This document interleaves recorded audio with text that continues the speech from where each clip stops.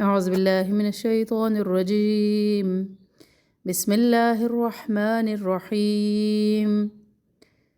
والذين يؤمنون بما أنزل إليك وما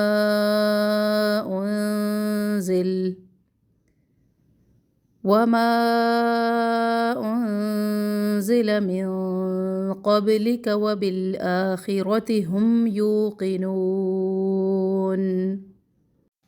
السلام علیکم ورحمۃ اللہ وبرکاتہ. سورۃ البقرہ آیت نمبر 4 کی تطبیق. والذین، واو کو فوراً لام تشدید سے ملانا ہے. ہونٹوں کو گول کرے واو پر. والذین، ذی کو زی نہ پڑے. ذین، زبان کی نوک کو نرمی سے اوپر والے 2 دانتوں کے کناروں سے لگائے. ذین یا مدہ، نون کا زبر لمبا نہ کرے.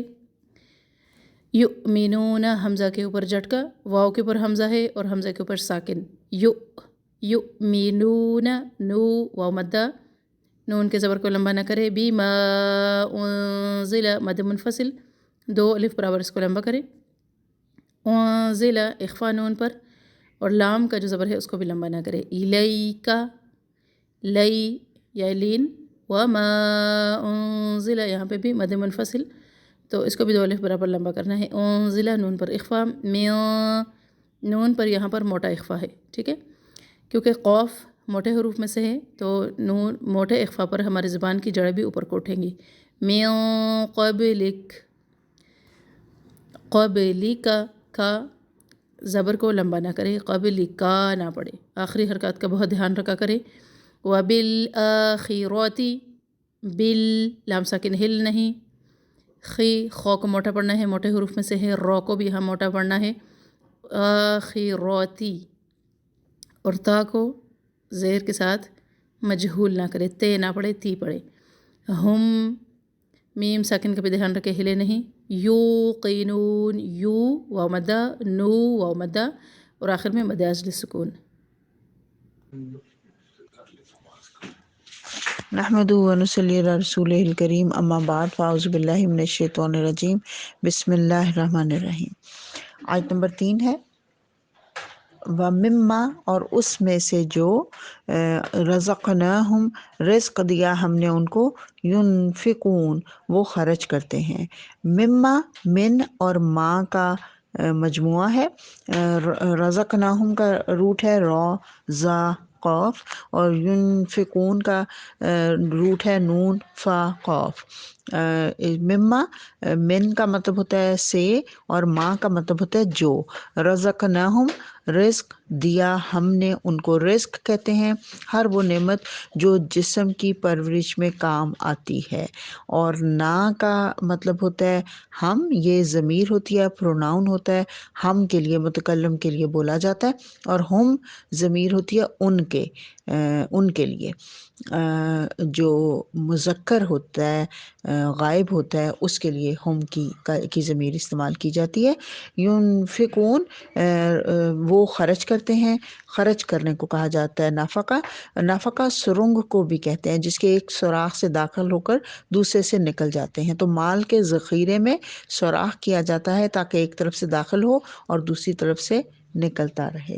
والذین، اور وہ لوگ، یؤمنون، جو ایمان لاتے ہیں، بما، ساتھ اس کے جو، انزلہ، نازل کیا گیا، اتارا گیا، الیکا، آپ کی طرف. بما، با اور ما کا مجموعہ ہے، اور با کا مطلب ہوتا ہے ساتھ، اور ما کا مطلب ہوتا ہے جو، یا باوجہ اس کے جو، یہ بھی اس کا ترجمہ ہو سکتا ہے. انزلہ، نون، زا، لام، لفظی ترجمہ کرتے ہیں. اور وہ لوگ جو ایمان لاتے ہیں ساتھ اس کے یا باوجہ اس کے جو، اتارا گیا آپ صلی اللہ علیہ وآلہ وسلم کی طرف. بما میں بتا چکی ہوں 2 الفاظ کا مجموعہ ہے، با اور ماں کا. اور انزلہ، اتارا کیا، نازل کرنا، یک بارگی اتارنا، ایک ہی دفعہ میں نازل کرنا. الیکا، آپ کی طرف. الا کا مطلب ہوتا ہے طرف، اور کا مطلب ہوتا ہے آپ کے. کا جو ہے یہ پروناؤن ہے، ضمیر ہے، تم یا آپ کی۔ تو اب تک ہم جو پڑھ چکے ہیں ضمیریں، اب تک نا ہم نے پچھلی آیت میں پڑھا، آیت نمبر 3 میں رزقناہم نا، اور یہاں پہ ہم نے کا پڑھ لیا۔ کا ہوتا ہے آپ کے لیے اور نا ہوتا ہے ہمارے لیے۔ وما، آگے چلتے ہیں آیت کے اگلے حصے میں، وما، اور جو انزلہ نازل کیا گیا، من قبلک، آپ سے پہلے۔ قبلک نیا لفظ ہے، قوف با لام اس کا روٹ ہے۔ من کا مطلب ہوتا ہے سے، ہم پہلے بھی پڑھ چکے ہیں۔ سوری جی، ماں کا مطلب ہوتا ہے جو، یہ ہم نے پہلے پیچھے پڑھ لیا، اور من کا مطلب ہوتا ہے سے۔ اور قبلک، قبل اور کا مجموعہ ہے۔ قبل کہتے ہیں پہلے، اور کا جو ہے یہ تم کی ضمیر ہے، تم کا پروناؤن ہے۔ اب تک ہم نے اب تیسرا لفظ پڑھ لیا، تیسرا پروناؤن پڑھ لیا۔ پہلے ہم نے پڑھا نا جس کا مطلب ہوتا ہے ہم، کا جس کا مطلب ہوتا ہے تم، اور سوری اب پھر وہی دوسرا ہی ہے یہ کا، پہلے بھی ہم نے پڑھا، یہاں پہ پھر ہاں ہم بھی ہم پڑھ چکے ہیں۔ ہم ہوتا ہے ان کے لیے، ہم ابھی آگے آئے گا، پہلے بھی آ چکا رزقناہم، اور اب پھر دوبارہ آئے گا اگلی آیت کے اندر۔ آیت نمبر 4 ہے وبالآخراتی، اور ساتھ آخرت کے، ہم وہ یوقنون، وہ یقین رکھتے ہیں۔ اس میں آخرہ کا روٹ ہے حمزہ خا را، اور یوقنون کا روٹ ہے یا قوف نون، اس کا لفظی ترجمہ، اور ساتھ آخرت کے وہ یقین رکھتے ہیں۔ ساتھ ترجمہ کر رہی ہوں میں بی کا، یہ جو شروع میں بی آ رہی ہے، ہم اب تک بالغیب میں بھی بی پڑھ چکے ہیں، اس سے پہلے بھی پڑھ چکے ہیں۔ بی کا مطلب ہوتا ہے بسم اللہ میں بھی ہم پڑھ چکے ہیں، بی کا مطلب ہوتا ہے ساتھ۔ آخرت کا معنی ہوتا ہے آخرہ، یعنی بعد میں آنے والی چیز، اور یقینون ہوتا ہے وہ یقین رکھتے ہیں۔ ہم کا مطلب بھی میں نے بتایا، ہم جو ہے وہ بھی ضمیر ہے ان کے لیے، مذکر غائب کے لیے، جو سامنے نہیں ہوتا غائب ہوتا ہے، لیکن مذکر کے لیے ہم استعمال کیا جاتا ہے، پروناؤن ہوتا ہے۔ اور وہ یقین رکھتے ہیں، اس کا یقین رکھنے کا مطلب ہوتا ہے اعتبار، گمان، جس میں کوئی شک اور شبہ نہ ہو، پورا یقین، دل کی گہرائیوں سے ایسا یقین کہ پھر اس پر انسان ایمان بھی لے آئے، اور پھر اب اس کا عمل بھی اس کے مطابق ڈھل جائے، اس کے مطابق ہو جائے، اس کو یقین لانا کہتے ہیں۔ نحمدہ و نصلی علی رسولہ الکریم، اما بعد، فاعوذ باللہ من الشیطان الرجیم، بسم اللہ الرحمن الرحیم۔ آیت نمبر 3 ہم پڑھ رہے تھے، جس میں متقین کی صفات بتائی جا رہی تھی۔ اب تک ہم نے 2 صفات پڑھ لی ہیں کہ وہ لوگ غیب پر ایمان لاتے ہیں، اور وہ لوگ نمازوں کو قائم کرتے ہیں۔ اب یہاں سے جو ہمیں سمجھ لگتی ہے، تیسری شرط یہاں پہ ہمیں سمجھ لگ رہی ہے، تیسری صفت پتہ چل رہی ہے کہ اپنے مال کو اللہ کی راہ میں خرچ کرتے ہیں۔ وہ رزق اللہ فرما رہا ہے جو ہم نے ان کو دیا، اس میں سے وہ خرچ کرتے ہیں۔ اس میں زکوٰۃ بھی آ جاتی ہے، صدقات بھی آ جاتے ہیں، جو کہ دراصل مالی عبادت ہے۔ جو بھی اللہ نے نعمتیں دی ہیں ان کو دوسروں پر خرچ کرتے ہیں۔ اب یاد رکھیے، لفظ رزق جو ہے، وہ میں نے اس کا مطلب بتایا تھا کہ جسم کی پرورش میں جو چیزیں کام آتی ہیں۔ اب اس میں مال میں اگر ہم دیکھیں، اس میں مال، جائیداد، بینک بیلنس، یہ تو آتا ہی ہے، لیکن اس میں وقت بھی ہمارا آتا ہے، اس میں ہماری صلاحیتیں بھی آتی ہیں، اس میں ہمارا ہنر بھی آتا ہے، سب کچھ۔ اور کسی کو اچھا مشورہ دینا بھی رزق ہے، کسی کی طرف مسکرا کر دیکھنا، اچھے اخلاق کا مظاہرہ کرنا بھی اس میں شامل ہے۔ یہ سب صدقات ہیں۔ مومن میں کچھ صفات یعنی کچھ خوبیاں ہوتی ہیں جو کہ صرف مال خرچ کرنے سے پیدا ہوتی ہیں، کیونکہ ایک مومن، یاد رکھیے، دینے والا ہوتا ہے، اور دوسروں کو ان کا حق دینے والا ہوتا ہے، ان کا حق لوٹنے والا نہیں ہوتا۔ سورہ حدید میں اللہ تعالیٰ فرماتا ہے انفقوا مما رزقناکم، خرچ کرو اس میں سے جو ہم نے تم کو دیا ہے۔ فرمایا جا رہا ہے کہ مال ہم نے دیا، ہمارے نام پر خرچ کرو۔ اور اللہ فرماتا ہے کہ وَمَن يُقْرِضِ اللَّهَ قَرْضًا حَسَنًا، اللہ کے نام پر کون ہے جو اچھا قرض دے، بہترین صورت میں اللہ کو دے، اچھا قرض دے تو اللہ ضرور، قرض کس کو کہتے ہیں؟ جو چیز لوٹ کر واپس آ جانے والی ہو۔ تو اللہ کہہ رہا ہے اللہ کے نام پر قرض دو اور میں اس کو بہترین صورت میں تم کو لوٹا دوں گا۔ اور پھر بھی اگر نہیں دیتے تو پھر اللہ تعالیٰ نے فرمایا کہ وَلِلَّهِ مِيرَاثُ السَّمَاوَاتِ وَالْأَرْضِ، اللہ کے لیے ہے زمین اور آسمان کی میراث، تم سب تو مر جاؤ گے اور تمہاری میراث پیچھے رہ جائے گی، لہٰذا بہتر یہ ہے کہ اپنی زندگی میں ہی خرچ کر دو۔ تو اب تک ہم نے پڑھا مومنین کی 3 خوبیاں بتائی گئیں، یؤمنون بالغیب، بغیر دیکھے غیب پر ایمان لاتے ہیں، یقیمون الصلاۃ، نماز قائم کرتے ہیں، ومما رزقناہم ینفقون، جو رزق ہم نے ان کو دیا ہے اس میں سے وہ لوگ خرچ کرنے والے ہوتے ہیں۔ اور میں نے بتایا ینفقون کے روٹ سے سمجھایا کہ جیسے اپنے مال میں ایک سوراخ کر دیتے ہیں کہ اوپر سے منہ کھلا ہوا ہے، اوپر سے اور رزق آ رہا ہے نا، تو نیچے ایک سوراخ کر دیتے ہیں تاکہ اس میں سے کچھ نکلتا بھی رہے، ساتھ ساتھ باہر بھی جاتا رہے۔ بالکل سادہ سی زبان میں ہمیں سمجھایا گیا کہ جیسے پانی کھڑا ہوتا ہے تو اس کے اوپر کائی جم جاتی ہے، پانی نالیوں وہ پائپس کے اندر اگر کھڑا رہے تو ان کے اندر زنگ جم جاتا ہے، تو اگر ذخیرہ کر لیا جائے تو اس پہ زنگ بھی لگ سکتا ہے، کائی بھی لگ سکتی ہے اور وہ خراب بھی ہو سکتا ہے۔ تو بہتر طریقہ یہ ہے کہ پچھلے مال کو نکالتے جائیں، نیا فریش مال لیتے جائیں۔ اور اللہ نے فرمایا لَإِن شَكَرْتُمْ وَلَأَزِيدَنَّكُمْ، تم شکر کرو گے میں تم کو ضرور زیادہ دوں گا۔ شکر گزاری کا طریقہ ایک یہ ہے کہ مال کو صدقہ کیا جائے، اور اس میں پھر میں نے بتا دیا کہ وہ رزق جو ہم دے سکتے ہیں، جس کے پاس مالی وہ نہیں ہے رزق، جو روپے پیسے کا، جائیداد کا، وہ اچھی مسکراہٹ سے لوگوں کو صدقہ کرے، یہ بھی رزق ہے جو اس کی طرف سے گیا ہے۔